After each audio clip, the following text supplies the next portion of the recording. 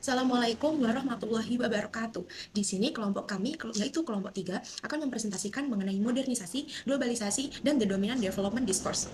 Dengan anggota kelompok kami, yang pertama ada saya sendiri, Cisita Ramadhani, dengan NIM 25111774017. Yang kedua ada Muhammad Adi Putra, dengan NIM 25111774153. Dan yang ketiga ada Desta Primaranti, dengan NIM 25111774154. Yang keempat ada Putri Sevina Aprilia, dengan NIM 25111774142. Yang kelima ada Valen Atalah Kailif dengan NIM 25111774134. Dan yang terakhir ada Noviana Alia Salsabila dengan NIM 25111774088.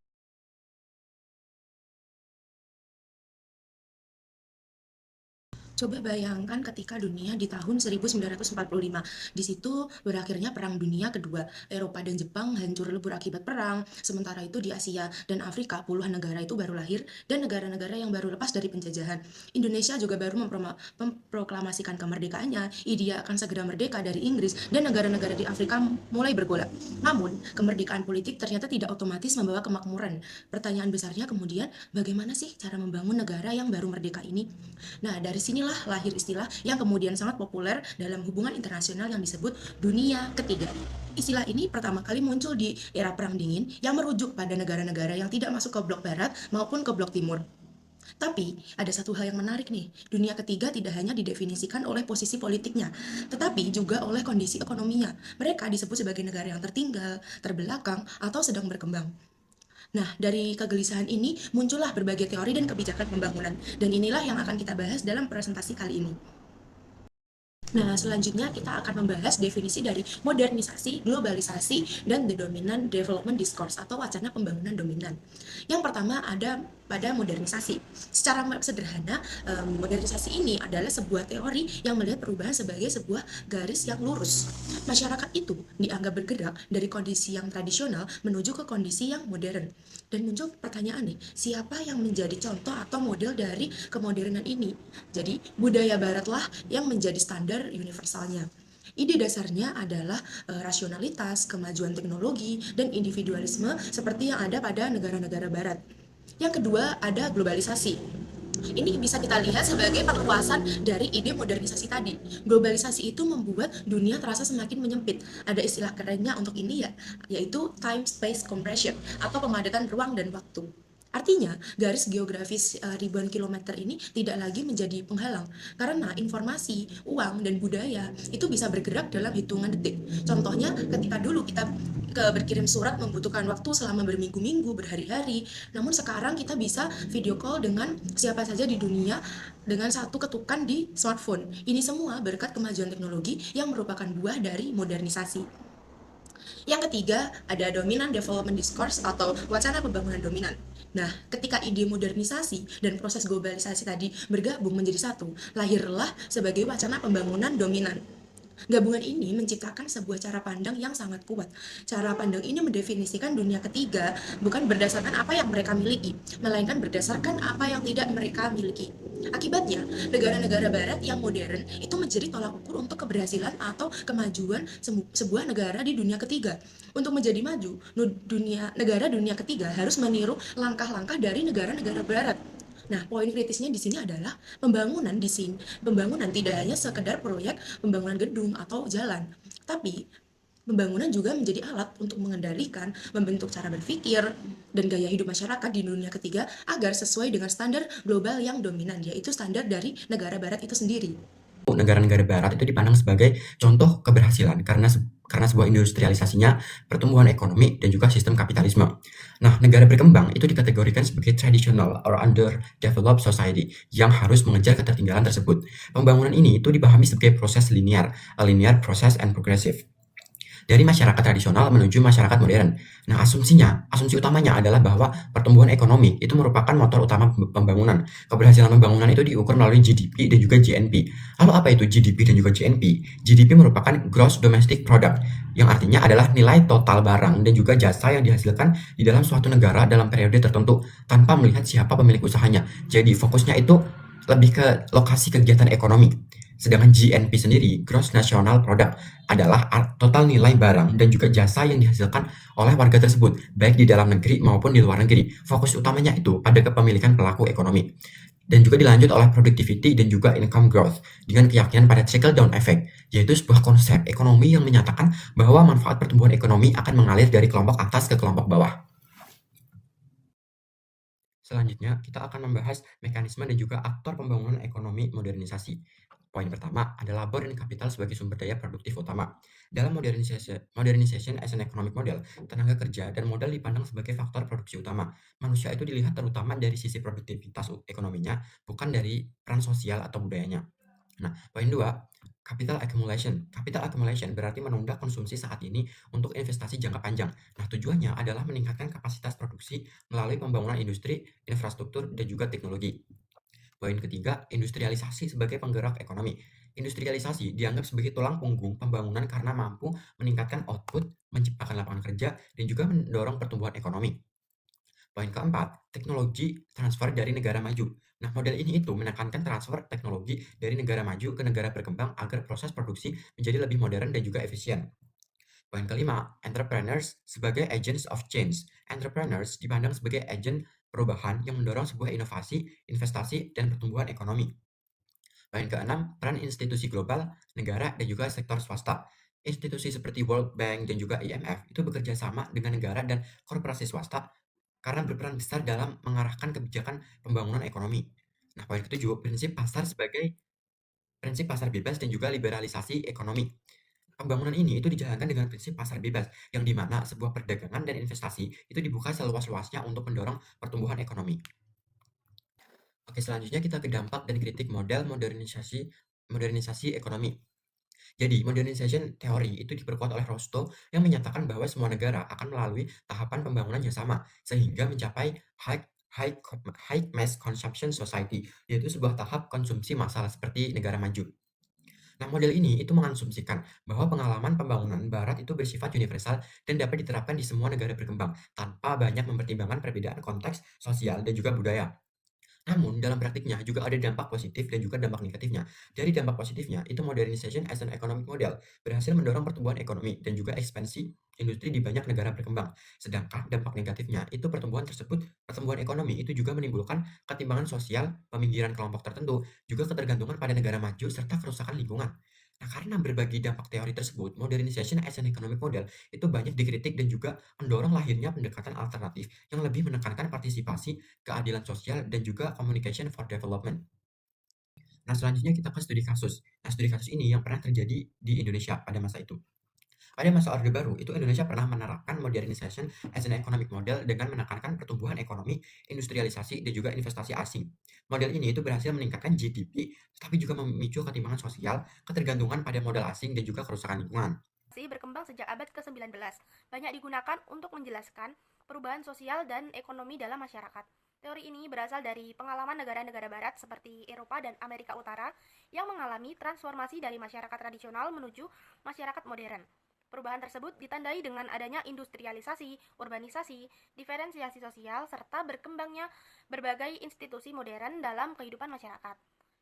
Yang selanjutnya pada bagian teori. Yang pertama, ada tradisi versus modernitas. Dalam teori modernisasi, masyarakat sering dibagi menjadi dua bentuk utama, yaitu masyarakat tradisional dan masyarakat modern. Masyarakat tradisional biasanya memiliki hubungan sosial yang lebih erat, solidaritas yang kuat, dan nilai-nilai komunal yang dijunjung tinggi. Sebaliknya, masyarakat modern cenderung memiliki hubungan yang lebih interpersonal, lebih individualitis, serta menekankan rasionalitas dalam berbagai aspek kehidupan.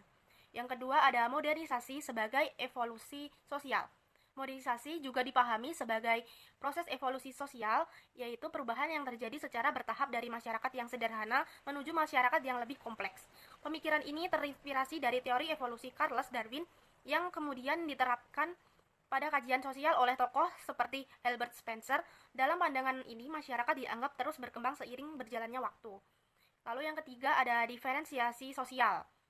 Menurut Parsons dan Schmelzer, pembangunan sosial terjadi melalui proses diferensiasi sosial. Artinya, fungsi sosial yang sebelumnya dilakukan oleh satu institusi kemudian terbagi menjadi beberapa institusi yang lebih khusus. Misalnya, pendidikan yang dulu hanya dilakukan dalam keluarga, kini juga dilakukan oleh sekolah sebagai institusi khusus. Dan yang terakhir, model linier. Teori modernisasi yang juga memiliki asumsi bahwa semua masyarakat akan berkembang melalui jalur yang sama yang disebut dengan model unlinear. Dalam pandangan ini, negara-negara barat sering dijadikan sebagai model ideal pembangunan. Oleh karena itu, negara-negara berkembang sering dianggap perlu mengikuti jalur perkembangan yang sama untuk mencapai sebuah kemajuan. Baik, yang selanjutnya pada bagian studi kasus. Dalam konteks Indonesia modernisasi dapat dilihat melalui perkembangan media massa dan media digital. Sejak masa Orde Baru, media sering digunakan sebagai sarana untuk menyebarkan informasi pembangunan, misalnya melalui program penyuluhan pertanian, kampanye kesehatan, serta program keluarga berencana yang bertujuan untuk meningkatkan kesejahteraan pada masyarakat. Dan analisis dari studi kasus ini yaitu studi kasus Indonesia juga menunjukkan penerapan teori modernisasi yang dikemukakan oleh Daniel Lerner. Ia menekankan bahwa media massa memiliki peran penting dalam membentuk individu yang lebih terbuka terhadap perubahan. Media membantu mentransfer nilai-nilai modern seperti rasionalitas, efisiensi, dan orientasi pada masa depan. Namun, dalam praktiknya, modernisasi tidak selalu berjalan secara lancar, karena seringkali kita harus beradaptasi dengan nilai-nilai budaya lokal yang masih kuat. Setelah dijelaskan oleh Desta tentang modernisasi social evolution, kita melihat bahwa modernisasi itu dipahami sebagai proses perubahan masyarakat dari tahap yang dianggap tradisional menuju yang lebih modern. Pendekatan tersebut itu menekankan perubahan struktur sosial dan juga perkembangan masyarakat yang secara bertahap.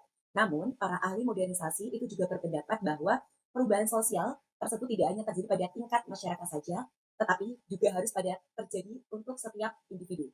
Karena itu, muncul pendekatan berikutnya, yaitu modernization as individual change yang akan saya jelaskan pada bagian ini. Nah, modernization as individual change adalah pandangan bahwa pembangunan dan modernisasi itu hanya dapat berhasil jika individu itu sendiri mengalami perubahan dalam nilai, sikap, dan juga pola pikir. Artinya apa? Modernisasi itu tidak hanya bergantung pada kebijakan negara, teknologi, atau struktur ekonomi, tetapi juga pada mentalitas individu sebagai aktor dalam masyarakat. Nah, dalam perspektif ini, individu itu dianggap modern biasa, memiliki beberapa karakteristik seperti terbuka terhadap perubahan, berpikir rasional, percaya pada ilmu pengetahuan, serta memiliki orientasi pada prestasi dan juga inovasi. Seperti ada beberapa tokoh yang sudah mengkonsepkan ini, antara lain ada David Maxwell, Daniel Lerner, Alex Enquist, dan juga Everest Longes. Di sini, David Maxwell itu menekankan pentingnya need for achievement, yaitu motivasi berprestasi yang mendorong individu agar untuk bekerja lebih produktif dan juga inovatif. Yang kedua, yaitu Daniel Lerner berbicara tentang empati dan juga mobilitas psikologis, yaitu kemampuan individu untuk membayangkan diri dalam peran sosial yang baru dan juga lebih modern. Sementara itu, Alex Enquist itu menjelaskan tentang konsep modern individual, yaitu individu yang terbuka terhadap perubahan, rasional, dan juga percaya pada ilmu pengetahuan. Yang keempat atau yang terakhir yaitu Everett Rogers, melihat modernisasi sebagai proses perubahan sikap individu dari pola pikir tradisional menuju yang lebih modern atau lebih terbuka terhadap inovasi dan juga perkembangan teknologi. Contoh yang dapat kita ambil dalam konteks Indonesia adalah program digitalisasi UMKM. Dalam program ini, pelaku tuh didorong untuk lebih memanfaatkan teknologi digital seperti marketplace, media sosial, dan juga pembayaran digital. Nah, pendekatan ini mencerminkan modernisasi individu karena fokusnya adalah mengubah pola pikir dan kemampuan individu, misalnya melalui pelatihan, literasi digital, dan juga edukasi bisnis.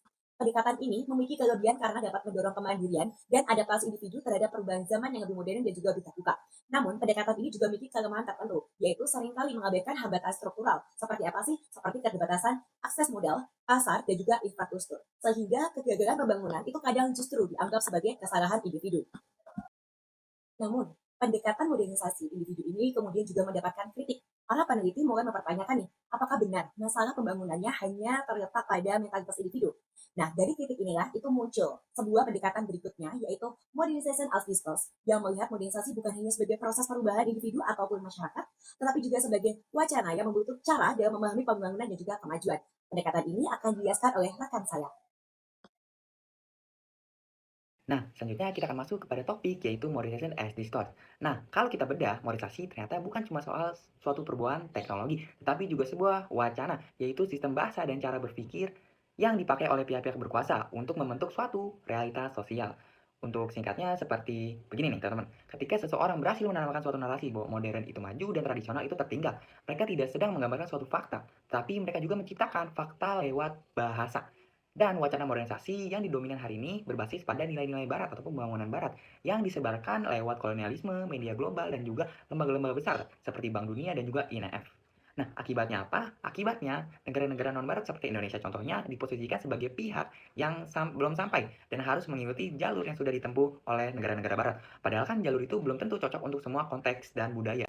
Lalu kalau modernisasi itu cuma wacana, kenapa sih susah banget untuk ditantang? Nah, teman-teman, ternyata wacana tidak bekerja secara sendirian nih. Ia bekerja bareng budaya dan juga ideologi.